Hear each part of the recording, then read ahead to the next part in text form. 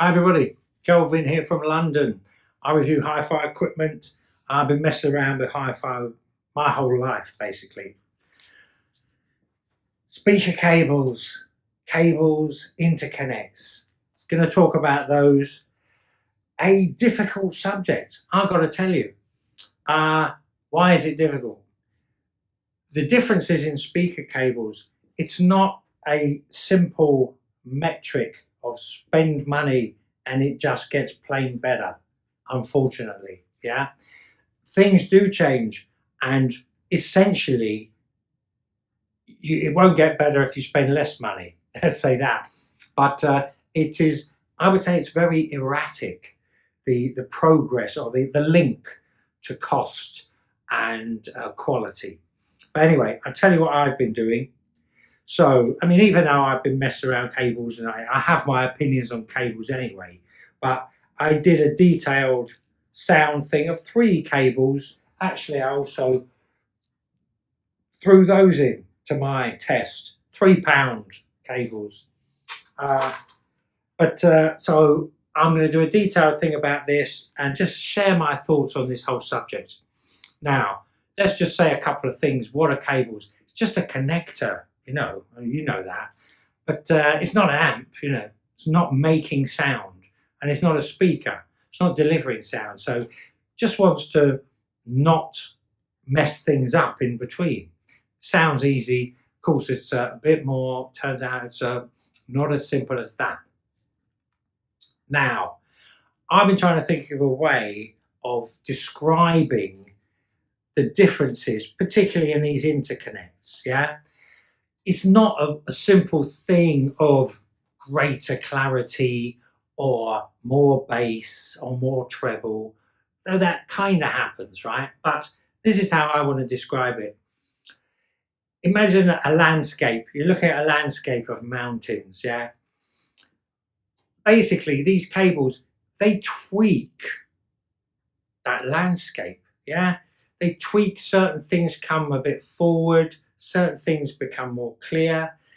Sometimes things get a bit blurry, So it's like when you change these things, it's not like, oh, that's better and oh, that's worse. It's like, it's different and it's pushing certain things.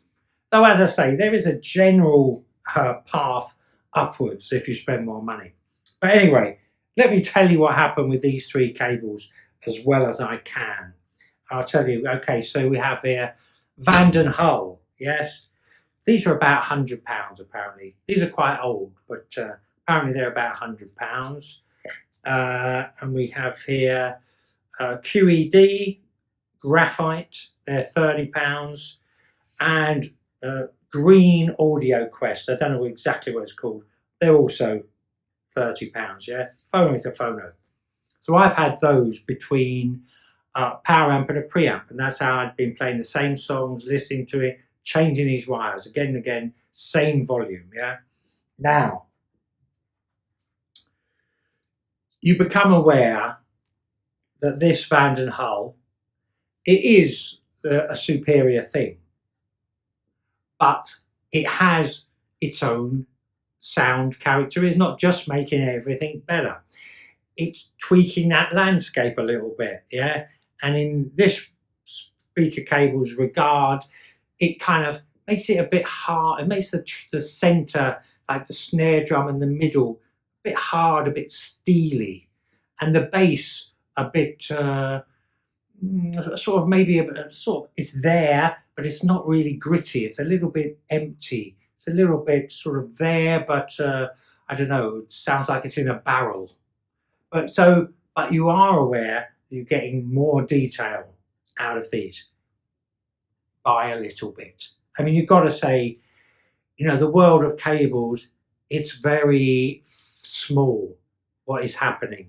I mean, if you went from a £3 cable, to a £700 cable, I hope to God it would be pretty damn obvious.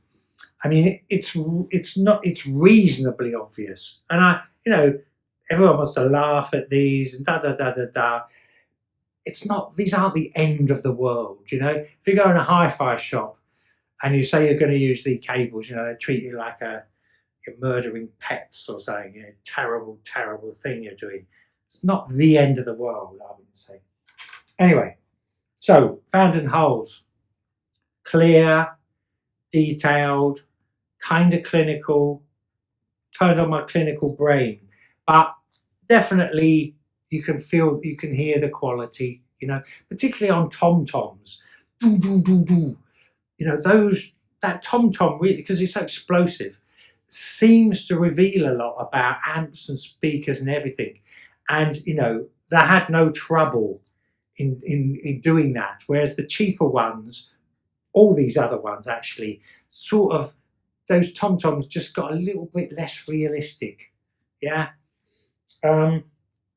Let's carry on. Audioquest Green. I found these a little bit too bright. You know, as I say, the whole landscape moved around a bit. And I just found with these that I was getting certain things coming forward and being more obvious, but certain bits just getting a little bit lost. You know, again, we're dealing in very small increments here, you know. And these QEDs, again, these are £30. I like those best. Not best of. I liked them better than the Audioquest, because they didn't really do anything right or wrong, and they seemed to have a nice grip on the bass. They didn't do the toms. They did do something slightly funny to the toms, like the Audioquest. And these, what do these do? Surprisingly, it isn't like, because you might think, oh, you're not going to get as much bass or as much top end. But you do. You get the whole sort of sound, but you just lose kind of focus. Just a little, I use the word brash. Things start getting a bit brash and undefined, wayward, a little bit. With the Vanden Hull, things are really in a position. You might not exactly like the sound, but the instruments are there in a space more than ever, more than anything else. And with these ones, it's just getting a little bit wayward, but it is like full spectrum sound. There's no diminishing in the amount of bass you're getting from those, for sure. Okay, let me say a few things about speaker cables. I mean, I would say speaker cables have bigger impacts, bigger differences, yes, than interconnects. Now, let me just say a few. Well, here's the thing, right? QED, these speaker cables, yeah, not very expensive. These came with a pair of KEF speakers that I had, big KEFs. And I played it for 2 days and I didn't like the top end. And I thought it was the speakers. It kind of was the speakers.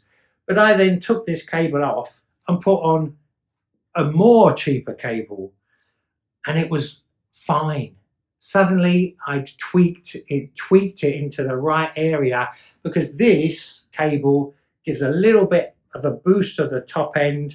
Those speakers were already too much at the top end, so now we had 2 of the wrong things. So, you know, so I went down in cost on the speaker cable, but it sounded right. Because this is the thing, yeah?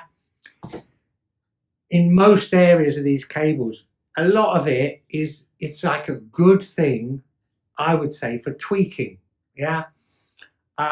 You can, you know, I could say these speaker cables are great on my system.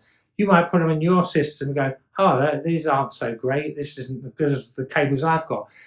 Because you're just going to be able to maneuver things. I mean, you might think of it like changing speaker cables might be just like twisting your speakers or moving the speakers back, or, you know, whatever, moving them around a bit. You're getting those kind of changes, yeah? And so, to me, the unfortunate truth is I couldn't say to you, these are great speaker cables, buy these cables and everything will be great, unless you're spending a ton of money, because most times it's just going to be a kind of, I see it as a great tweaking tool, yeah?